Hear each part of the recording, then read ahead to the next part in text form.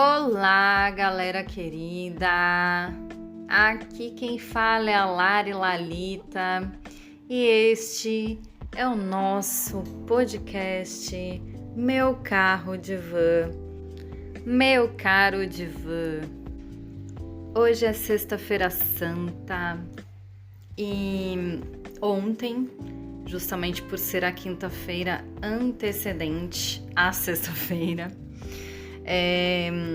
me vieram alguns pensamentos a partir de viagens que eu fiz com passageiros e que me trouxeram de volta a um tema que foi conversado no episódio passado, no episódio anterior, que não foi abordado explicitamente, mas que ficou implícito na conversa inteira, que é a tal da traição.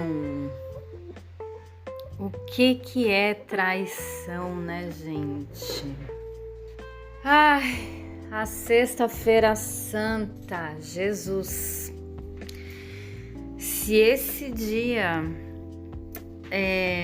pudesse não existir na história,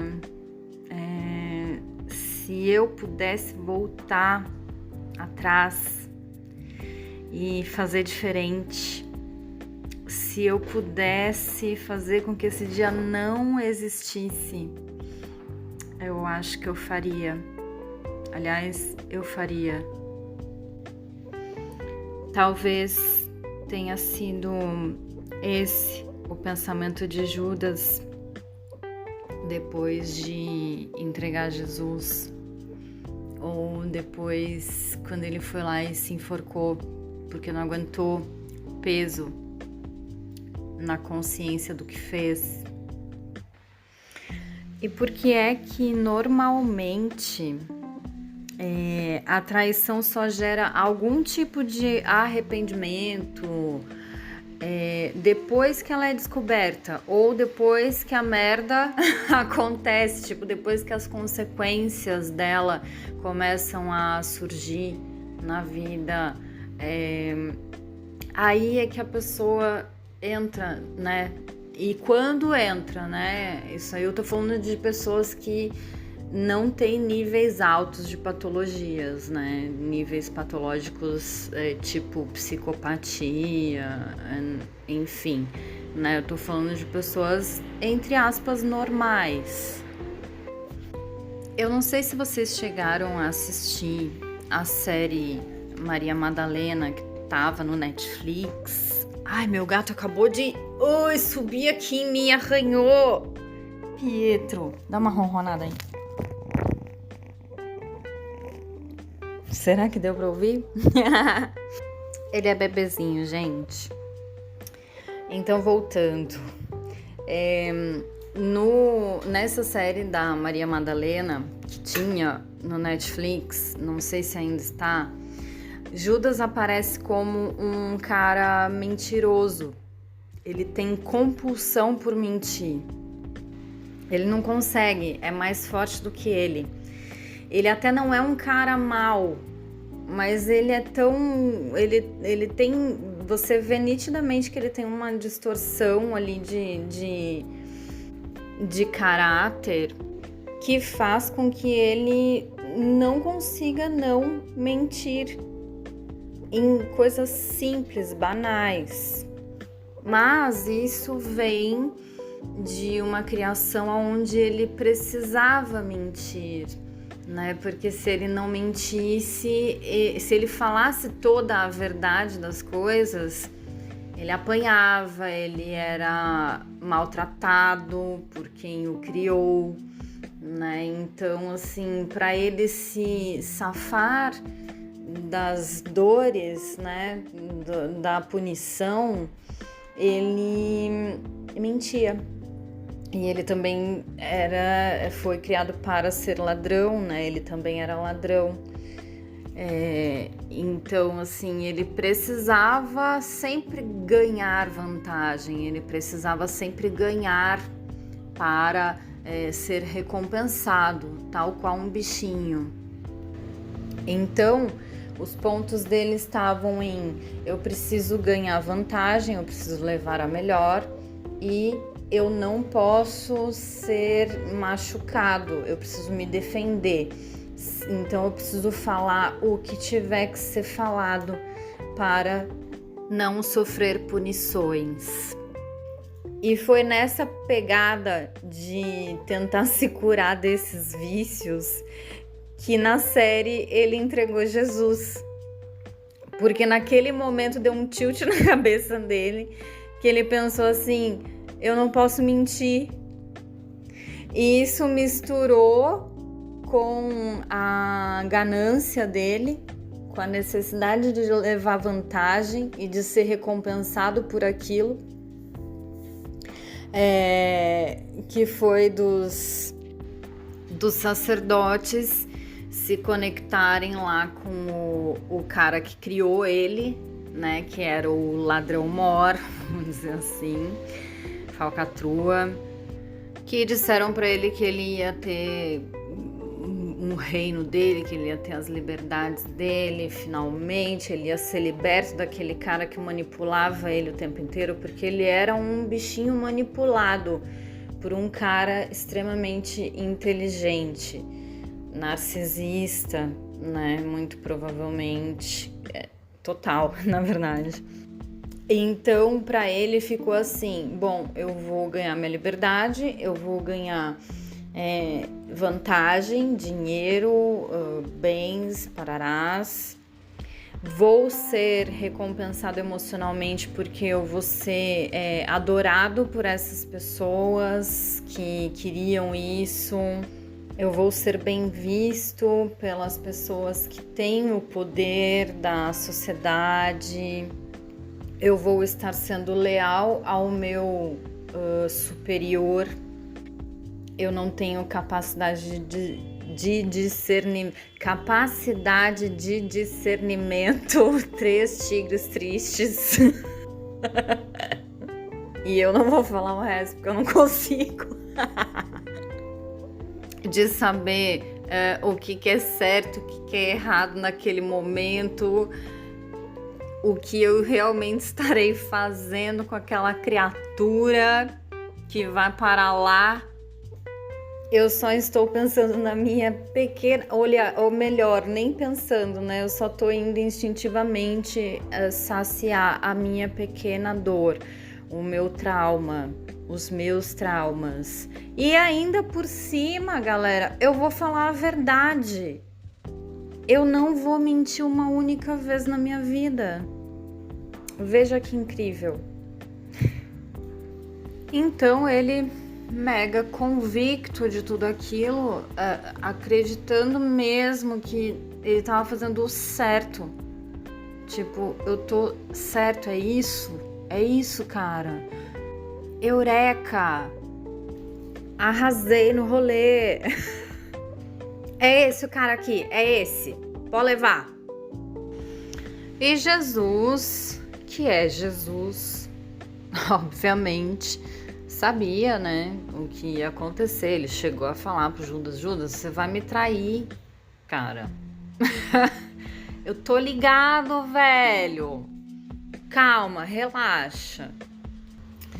Porque Jesus, pelo que eu entendi, do que eu ouço e aprendo dele, é que ele não criava expectativas. Ele sabia da índole das pessoas, ele acreditava, né, no milagre, porque ele era o próprio milagre, ele sabia que isso existe. E ele era muito louco, kamikaze, se jogava mesmo no rolê. Esse era o corajoso do rolê. Esse aí se joga. Ele se joga. Ele acredita. Então, recapitulando aqui rapidinho, o arrependimento, ele vem da percepção de que o que foi feito foi por medo, por necessidade de aceitação, necessidade de suprir as carências, a ganância, porque tudo o que ele queria, na verdade, o Judas, na série, era ser reconhecido pela pessoa que ele mais amava. Reconhecido como uma pessoa amada e não como um objeto de interesse. Porque o cara que criou ele só dava recompensas para ele a partir do momento em que ele fazia as coisas que o cara queria. E ele não sentia afeto nenhum ali. Por mais que o cara dissesse para ele que amava ele, que ele era o filho dele, ele não sentia o afeto, o amor que ele sentiu quando encontrou Jesus. Que Jesus deu esse amor pleno para ele. Foi isso que causou o tilt na cabeça dele, porque ele não sabia o que era amor. E por isso ele se apegava a coisas e a ilusões, mentiras. Então ele criava histórias na cabeça dele, justificativas para os erros que ele fazia e depois percebia que tinha errado. É um personagem bastante complexo naquela série, assim como todos os outros. Assim como Pedro era um baita de um ciumento.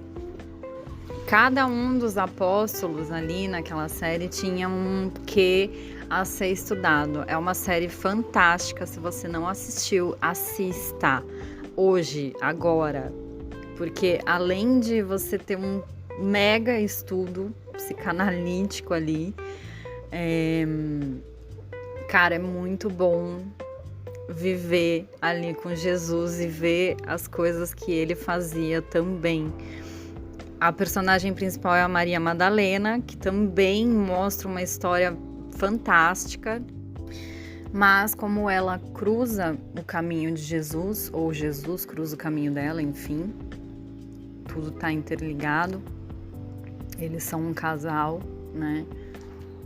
A gente pode sentir um pouquinho do que foi conviver com Jesus encarnado e do que na realidade está dentro de cada um de nós, dentro de cada um daqueles personagens, não só de Jesus, não só de Maria Madalena, mas também de Mãe Maria, de todos os apóstolos e de todos que estiveram ali envolvidos naquela parada toda.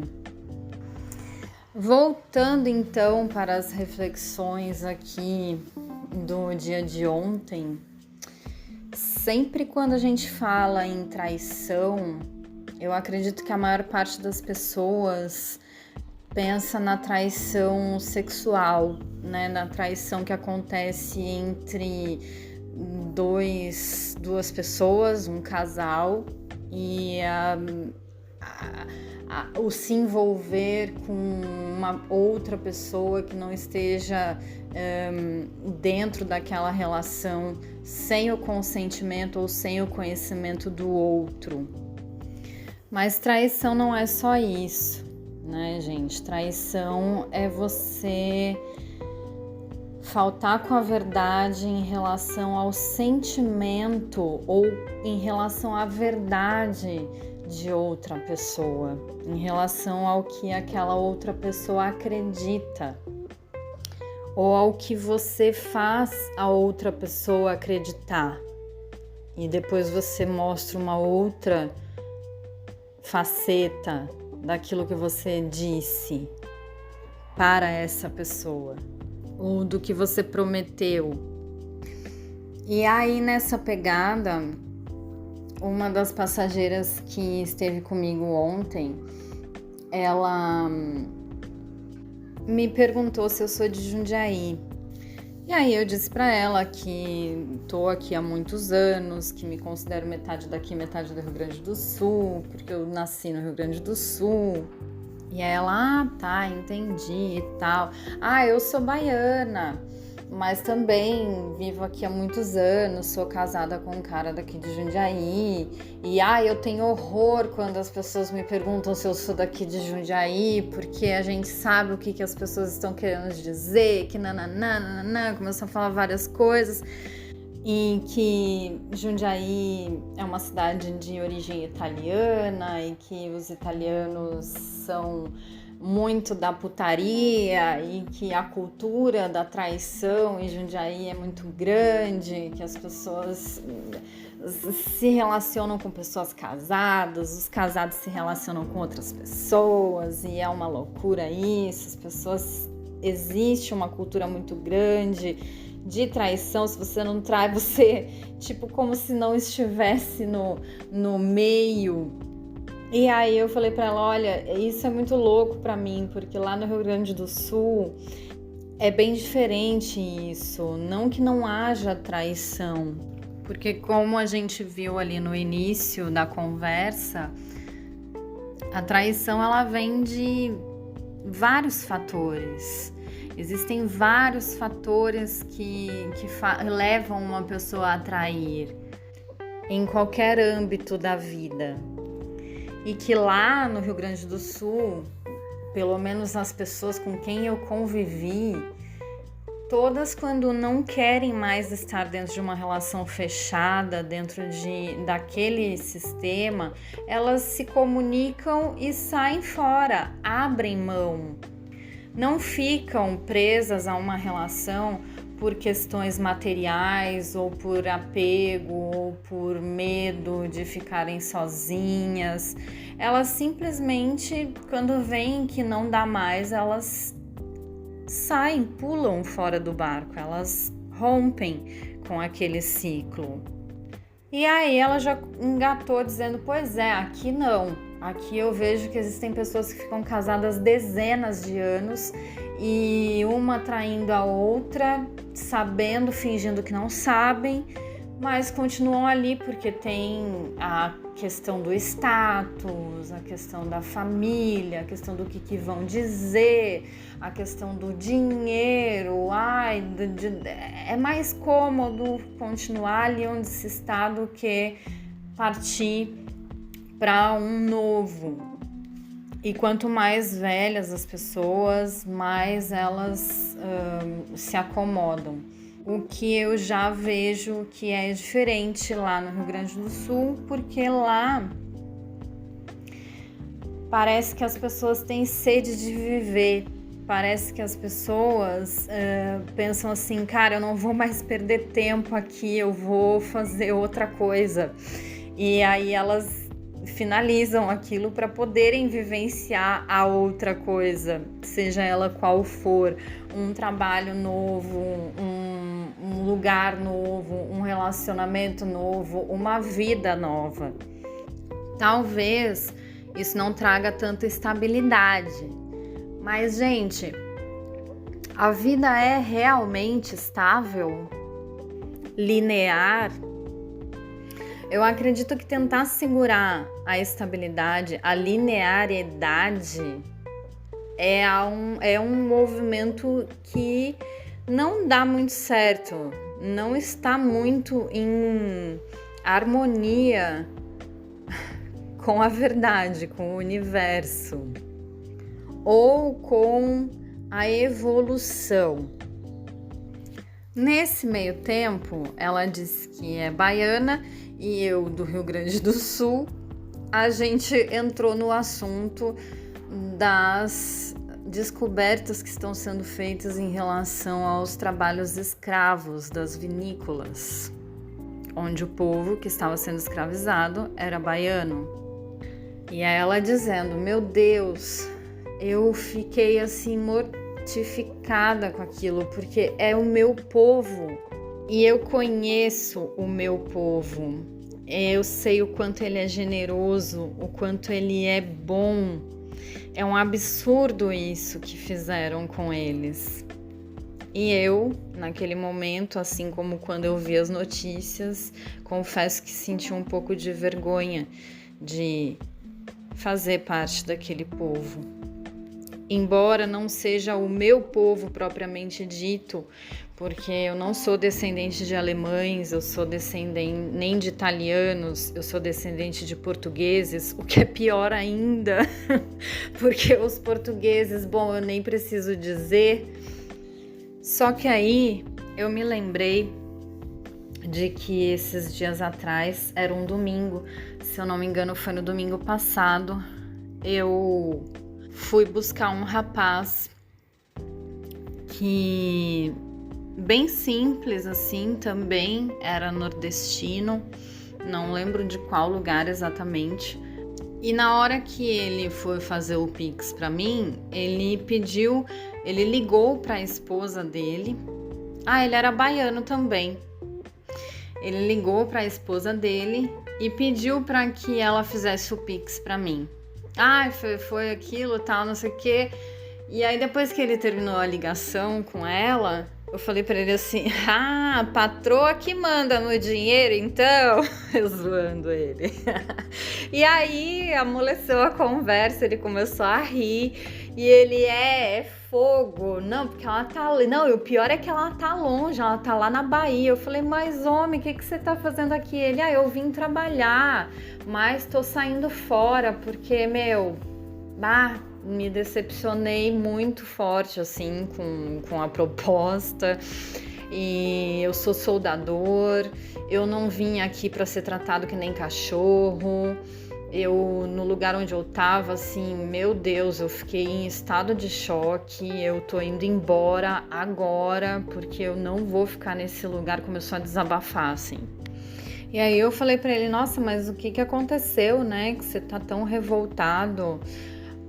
Você é um soldador, soldadores ganham bem, soldadores têm uma posição legal no meio, porque aí, fazendo um parênteses aqui, eu sou da cidade de Rio Grande, no Rio Grande do Sul. Lá existe um estaleiro, um dique seco, né, onde as pessoas arrumam navios, né? Então tem muito essa questão, porque lá é uma cidade de exportação, importação e exportação, né? Tem um porto bem grande, então existe toda esse aparato, né? Essas mãos de obras de soldador, de alpinista, industrial. Eu sei que um soldador ganha bem. Então eu disse isso para ele e ele falou assim: pois é, eu vim dar uma força para um amigo, porque não tinha soldador bom para ele aqui. E aí, quando eu cheguei aqui, eu me deparei com uma situação que, a nível de cachorro de rua. Ele me prometeu que eu ia ter estadia, que eu ia ter um salário X, que ia ter tudo e pá, né? E aí, quando eu cheguei aqui, o alojamento era sujo, horroroso, em condições precárias. As pessoas ali estão há 2 dias sem comer porque não receberam e ninguém dá comida para eles. Eles pensam que, por trazerem pessoas de lugares onde as pessoas não têm uma perspectiva de vida boa, eles podem fazer o que quiserem com essas pessoas quando elas chegam aqui. Pensam que as pessoas não vão ter uma visão além, de que elas podem mais, que elas acham que só aquilo que tem para elas na vida e que elas vão parar ali e se conformarem com aquilo. Então eles podem fazer o que quiserem. E aí eu fiquei pensando e falei para ele também que no meu carro eu levo muitas pessoas que estão chegando desses lugares para ir para alojamentos, para trabalhar em restaurantes, para trabalhar em indústrias, em empresas, enfim, aqui na cidade de Jundiaí. E que elas veem como uma promessa mesmo de melhoria de vida, e que nem sempre é assim, porque eu já trabalhei como garçonete, como recepcionista em restaurantes, e eu sei bem como que é a situação lá dentro.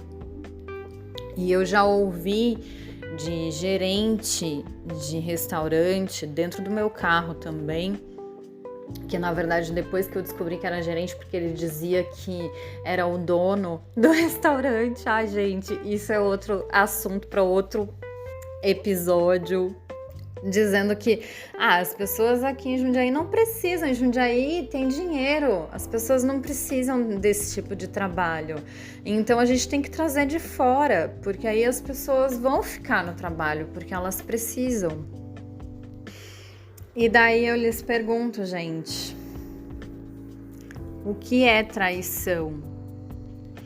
Você tirar uma pessoa do seu lar, da sua família, oferecer condições para ela, né? Dizer que ela vai ter um lugar onde ficar, que ela vai ter um salário, pá. Mas como isso vai ser dado para ela? De que maneira? O que você vendeu para ela e o que ela tá recebendo? Isso me lembra até aquelas prostituições, né, internacionais. Você vai ser modelo. Modelo de quê? Daí acontece como aconteceu esses tempos atrás, que teve um lugar aí que foi extremamente chuleado, como a gente diz lá no Rio Grande do Sul. Acho que a palavra é autoexplicativa, né? E a chula no Rio Grande do Sul é uma dança onde tem uma lança no meio e o cara fica sapateando na volta sem poder pisar na lança. É uma dança, né? Então chuleado é tipo sapateado, espizinhado. Porque o atendimento, porque é sujo, porque é isso, porque é aquilo. Eu fui nesse lugar umas 2 ou 3 vezes e não achei nada disso.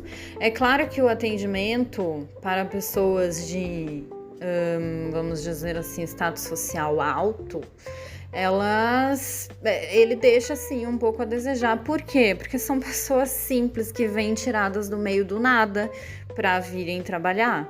E aí você quer um atendimento de sommelier no rolê, sendo que as pessoas, se pá, não tem nem o ensino fundamental completo. Que eu não seja mal interpretada nesse ponto aqui, porque a gente sabe que existem pessoas geniais que não sabem nem ler nem escrever. E por falar em viagens, importação e exportação de pessoas, exatamente ontem veio um casal no carro. Eles nem pareciam um casal, na verdade, quando eu vi eles entrando no carro. Parecia tipo 2 amigos. Até aí, tudo normal. A menina era alta e tinha o corpo mais avantajado, vinha comendo um salgadinho meio que desesperadamente. O rapaz era bem franzininho, magrinho, com um bigodinho assim, de tipo humano, que tá na moda. Ele entrou primeiro, depois ela entrou, e só que ele entrou e se sentou inclinado assim pra frente, tipo, ele se sentou entre aspas assim no banco de trás de mim, mas ele veio pro meio e ficou inclinado assim entre os 2 bancos da frente, quase que eu senti a respiração dele no meu cangote, sabe? Me dava vontade de dizer assim: moço, tira a cara daqui, vai mais pra trás. E eu, com aquela sensação de estar sendo invadida, eu comecei a falar desenfreadamente. Eu comecei a falar muito, né? Porque ele falou uma coisa, eu já puxei o fio e já comecei a fazer milhões de perguntas pra ele, porque ele queria falar. E ele tinha uma voz suave, seduzente, pausada, calma e extremamente arrogante, que me irritava.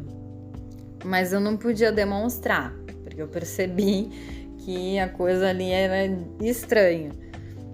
E ele veio me contando que ele trabalha com isso, com aquilo outro, cheio de siglas, cheio de palavras difíceis, porque eles iam pro flat, porque a empresa é de não sei onde e que ela vai se instalar no Rio de Janeiro, mas mandou eles virem para cá, para Jundiaí, porque a empresa é de metalurgia, e aí, embora o sistema do Rio de Janeiro não seja igual ao de Jundiaí, aqui é como se fosse um preparatório para que eles vão para o Rio de Janeiro, porque nananana, e falou muito, muito, muito, muito. E eu comecei a perguntar muito também, até que chegou o ponto que eu olhei para ele e falei assim, nossa, eu tô fazendo uma entrevista aqui, né, meu? Eu tô, tipo assim, de frente com o Lari. E a gente riu e tal, pra dar uma descontraída. Então chegamos ao destino. Ele muito arrogantemente falou pra mim, você pode parar ali, que ali tem um cantinho e tal, um retorninho, parará. E eu falei, tá bom, eu vou parar ali. Eu não sei que existe esse cantinho aqui. Ai, que horror, meu Deus. Deixa eu limpar o veneno aqui. Vocês vão entender porque que eu tô com essa gana toda. Ele foi fazer o Pix pra mim e tal. Daí, eu falei assim, gente, sigam lá o meu Instagram, tem um podcast, nananã. Falei, fiz meu merchan. E aí a menina, tá, obrigada, não sei o que, saiu do carro. E aí daqui a pouco ele demorou um pouquinho pra sair do carro, ela deixou ela ir, né? Aí daqui a pouco ele saiu do carro, olhou pra mim e falou assim, não liga não, moça, é que ela sente ciúme, sabe? É sempre assim. Fazer o quê, né? Mas é normal isso. E ali na hora me veio, né, toda a história. Eu falei assim, puta que pariu, o cara fechou o campo entre mim e ela, não deixou a mina falar, roubou a cena todinha pra depois no final chegar e falar isso. E eu não tinha sentido nenhuma nesga de ciúmes da menina em relação a mim, né, no caso, ou a ele. Eu não tinha percebido esse sentimento ali dentro do carro. E não havia. Daí eu olhei pra ele e eu falei, eu nem percebi isso. Ele, pois é, mas é. Eu, tá bom, então fica com Deus, viu? Boa Páscoa, boa noite. Saí dali pé da vida, pensando, meu Deus, vê se pode. Aquele cara franzininho, com aquela vozinha suave, com aquela fala pausada, todo intelectual, se achando o rei da cocada preta, com aquele bigodinho sem vergonha falhado, roubando a cena, cheio de siglas, conceitos, lugares e pai, trampo. Vem me dizer que a mina tava com ciúmes, cara. Será que ela sentiu mesmo aquilo? Ou será que é ele que criou e cria e provoca isso nela? Tipo, eu já fiquei pensando nas tantas distorções e torturas psicológicas que aquela moça deve ter que suportar durante os dias dela, se é que eles realmente são um casal. E aí eu fiquei puta pensando assim, meu Deus, que traíra. Ele esperou a mina sair pra me falar isso, cara. Isso é lealdade, gente? Diz aí. Sabe, quantas minas você conhece ou quantas vezes você, mina, vivenciou isso? De tipo, o cara falar mal de você na sua frente ou atrás, ou debochar, né?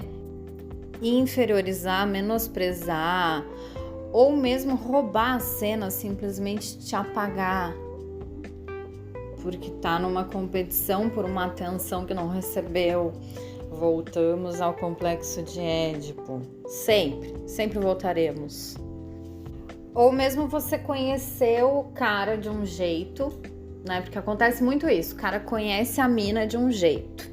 Que, tipo, nossa, aliás, é o que atrai o cara a ela, né? Aí, conforme vão se relacionando, ele olha e fala assim, meu, não quero que você seja desse jeito. Tipo, ele não aceita mais o teu jeito. Ele quer que a pessoa mude. Aí você fala assim, porra, mas... Claro, porque aí, se me atraiu esse jeito dela, vai atrair outros machos. Então, eu preciso apagar isso, né? Tipo, isso vai ser só pra mim. Só que aí acaba não sendo nem pra pessoa, porque apaga tudo. E aí é que começam os conflitos. Gente, isso não é traição? Ou seja, você não precisa de uma terceira pessoa ou de uma terceira situação para ser traído ou para atrair. Basta você não aceitar o outro. Basta você rejeitar os sentimentos do outro. Basta você negar quem é o outro. Você entregá-lo às forças opostas à sua verdade. Não aceitar ele como ele é. Jogar ele nas mãos dos julgadores, para os julgadores pregá-lo na cruz. É não estar junto, é não pegar junto, é não ser cúmplice, e sim expiador. Porém, meus amores, fala aí, quem é que já se sentiu traído aí? Fala aí pra mim. E também me diz assim, ó, depois dos 3 dias, você renasceu ou não renasceu mais forte? Fala aí. Daí a gente volta lá no iniciozinho, onde eu disse que tudo tem um porquê, tudo tem uma razão. Não existem vítimas, né, gente? Não existe injustiça. A justiça divina tá aí o tempo inteiro, pairando e espreitando, tanto para um lado quanto para o outro. O machado de Xangô é duplo, né? Corta para um lado e para o outro também. Portanto, depois desses 3 dias, no domingo de Páscoa, às vezes a tua história pode ecoar. Coar é bom também. Ecoar por muito, muito tempo, gente. E parece assim que quanto mais açoitado, quanto mais pessoas envolvidas no Paranauê, mais força a tua história ganha. E ela pode inclusive ganhar o mundo e ecoar através do universo, gente. Tá, mas por que as pessoas traem, né?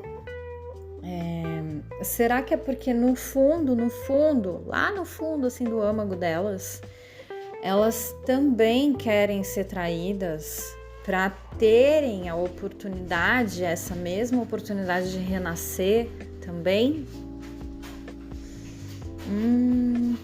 Essa é uma possibilidade, né, gente? Viva Jesus! Viva! Feliz Páscoa, meus amores! E que seja um lindo renascimento para cada um de nós. Amém.